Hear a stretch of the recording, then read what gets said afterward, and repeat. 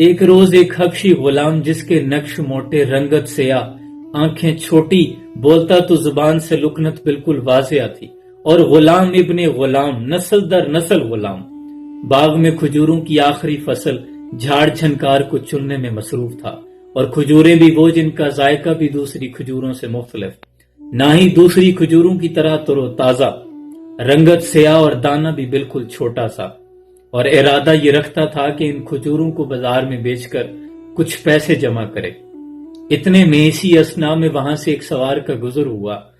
تو مخاطب ہو کر کہتا ہے کہ اے حبشی غلام، یہ کھجوریں تو تیری ہی طرح کالی اور خشک نظر آتی ہیں۔ دل کے آبگینے میں ٹھیس پہنچی، آنکھوں سے آنسو جاری ہو گئے۔ حضرت بلال حبشی رضی اللہ تعالیٰ عنہ جھولی کو سمیٹ کر ان کھجوروں کو لے کر ایک طرف بیٹھ گئے، آنکھوں سے آنسو جاری تھے۔ اتنے میں وہاں سے ان کا گزر ہوا، وہ جو ٹوٹے دلوں کا سہارا ہیں، وہ جن کے جلووں سے مرجھائی کلیاں کھلی، اس کلے باد محمد پہ لاکھوں سلام،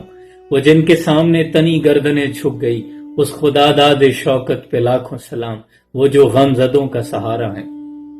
میرے اور آپ کے آقا مصطفیٰ کریم آقا صلی اللہ علیہ وآلہ وسلم نے حضرت بلال حبشی سے رونے کی وجہ دریافت فرمائی تو بلال نے جھولی کھول کر سارا ماجرا عرض کر دیا۔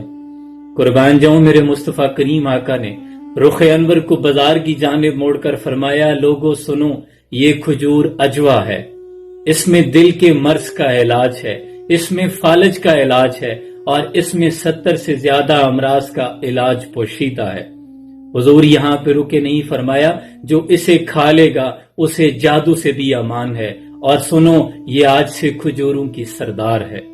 قربان جاؤں کچھ دیر کے پہلے منظر کچھ اور تھا، قطرے کو سمندر، ذرے کو ستارہ کرتے ہیں، کونین کو خام آ جاتا ہے جب زلف سوارا کرتے ہیں۔ جو بلال کچھ دیر پہلے اس بات پہ رو رہے تھے کہ جھولی میں جھاڑ جھنکار کھجوروں ہیں،